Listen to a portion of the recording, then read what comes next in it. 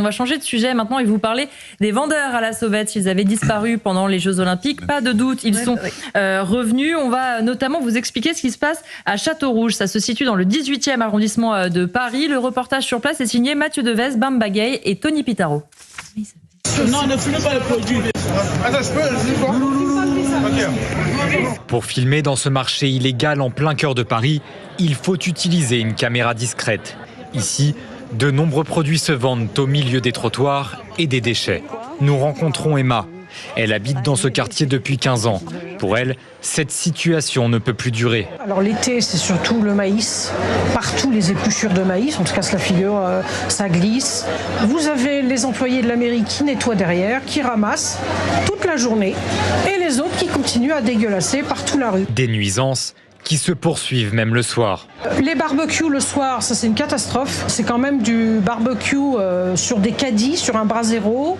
C'est de la viande, on ne sait pas ce que c'est des brochettes. Pourtant, de nombreuses opérations de police sont régulièrement menées dans le quartier, comme ce mercredi. Secteur Châteaurouge, une opération menée par les policiers de la DESPAP, appuyée par les unités de force mobile en renfort, ont abouti à 100 personnes évincées, 15 personnes verbalisées, 2 amendes forfaitaires délictuelles et 200 kilos de marchandises saisies. La préfecture de police de Paris assure poursuivre sa lutte contre les nuisances et l'insécurité.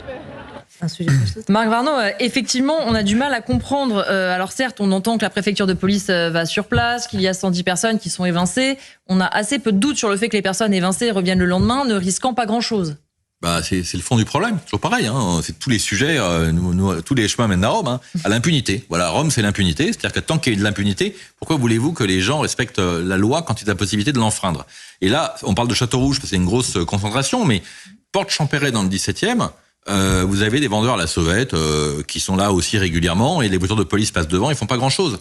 Je crois que la réalité, c'est que tant qu'il n'y a pas de sanction, pourquoi voulez-vous qu'ils s'arrêtent? Alors là où il y a quand même une limite, c'est que des barbecues en pleine rue dans Paris, on peut quand même se demander ce que font les policiers quand ils passent devant, parce que et du danger que ça peut représenter. Exactement. Là, il y a un vrai danger. Mais on voit bien que de toute façon que l'ampleur du phénomène dépasse totalement les forces de l'ordre. Et encore une fois, la case impunité. Sabrina Medjeber, on pense aussi effectivement aux riverains, c'est-à-dire qu'il y a une sorte d'insécurité aussi qui s'installe liée au fait que ces personnes-là sont là de manière illégale, qu'elles n'ont pas à faire ce commerce sur le trottoir et que évidemment que l'ambiance sur place, c'est pas un petit marché folklorique comme le disaient justement nos reporters qui sont allés sur place. Bien sûr, ça joint le sujet précédent, mais comme disait Louis tout à l'heure, les habitants de ces quartiers sont responsables en partie de cette situation puisqu'ils ont élu des maires qui sont idéologiquement anti-sécurité, qui même au contraire font la promotion de ces vendeurs à la sauvette. Alors certains sont des personnes qui vendent des fruits et des légumes comme ça, comme on peut voir en Afrique du Nord ou en Afrique subsaharienne, dans une misère, une saleté, une insalubrité absolument... l'hygiène de la chaîne du froid, etc. n'est a priori pas respectée. Voilà, absolument. Et alors le maire, évidemment, c'est un maire écologiste, mais on se rappelle, Éric, comment? Socialiste, oui, enfin, en tout cas, il est de Front Populaire. Voilà, oui, voilà. Aujourd'hui, c'est ça, c'est le Front Populaire. La frontière est ténue parfois. Tout cela répond d'une idéologie. On se souvient d'un tweet de monsieur, comment il s'appelle? Je vais vous retrouver son nom, Frédéric Ocard, justement, adjoint EELV à la mairie de Paris, chargé du tourisme, qui nous parlait précisément de ces vendeurs à la sauvette et qui disait, si vous arrivez au pied de la Tour Eiffel et que vous n'avez pas un joueur de bonneteau et un vendeur à la sauvette, eh bien, il vous manque quelque chose. Donc encore une fois, ça fait partie du folklore. Ça fait partie du folklore. Mais ces élus se permettent ce type de propos absolument scandaleux, et en même temps, les habitants votent pour ces élus. Donc encore une fois, on déplore les causes. Il aurait pu rajouter que si vous promenez en jupe au Champ de Mars, si vous ne faites pas violer, c'est pas le folklore parisien. On n'a pas dit ça. C'est vrai. L'élu n'a évidemment pas dit ça. Louis Dragnel. Non, je pense que c'est lié aussi au précédent sujet. On parlait du trafic de stupéfiants.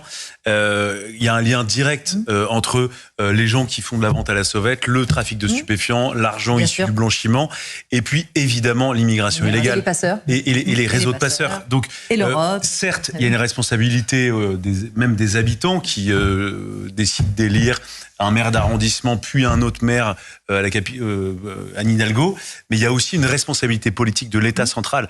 C'est-à-dire que tous ces gens qui vendent à la sauvette sont pas arrivés comme ça par hasard. Ils arrivent parce que l'État les laisse arriver sur le territoire national, parce que l'État parfois ne s'oppose pas à un certain nombre de jurisprudences européennes, parce que le Conseil d'État a décidé, par exemple, dans une circulaire dans une décision du 2 février dernier, que désormais il était quand même quasiment impossible d'expulser toute personne étrangère qui arrive sur le territoire français.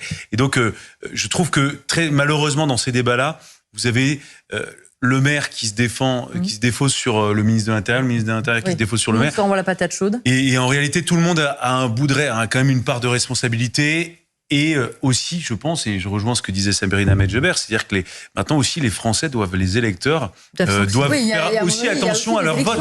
C'est-à-dire que c'est génial de voter pour des idéologies, des concepts, mais à un moment donné, il faut aussi que les gens votent. Si la sécurité c'est un enjeu pour eux, eh bien qu'ils votent en fonction de ces critères-là. Si je dis n'importe quoi, les activités culturelles, c'est ça qui est le plus fondamental pour les gens, ben ils votent en fonction de ce critère-là. Mais on peut pas d'un côté voter, si vous voulez, avec c'est un peu souvent c'est le délire un peu très à gauche, c'est voter avec son cœur et ensuite se dire c'est horrible dans mon quartier la sécurité n'est pas assurée. Je pense que maintenant il faut aussi que les Français se réalignent entre ce qu'ils veulent réellement et puis leurs convictions un peu lointaines. Amaury Bucco et Marc Varno. Amaury Brelet, pardon. Il va sans dire que l'écrasante majorité, pour ne pas dire la quasi-totalité de ces vendeurs à la sauvette sont des clandestins, donc évidemment n'ont rien à faire en France et qu'on paye là la faillite de l'État à contrôler nos frontières. Mais c'est aussi de la responsabilité à Paris de Madame Anne Hidalgo. Parce que ça rentre dans les missions de la police municipale de lutter contre les vendeurs à la sauvette en collaboration avec la police nationale. Seulement, il a été fait le choix. C'est un choix stratégique de la mairie de Paris et donc d'Anne Hidalgo d'utiliser la police municipale comme agents fiscaux, c'est-à-dire pour délivrer des contraventions à tout va.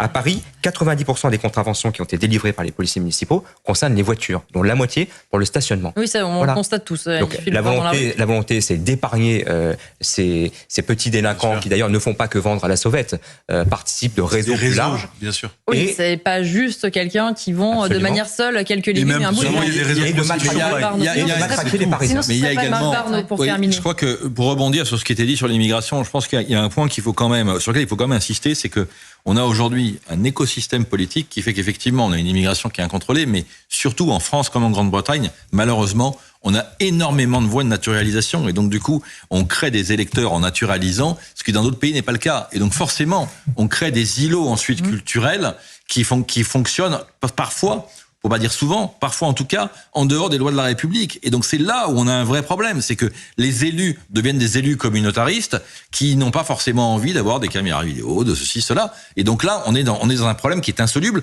puisqu'on refuse de l'aborder aujourd'hui.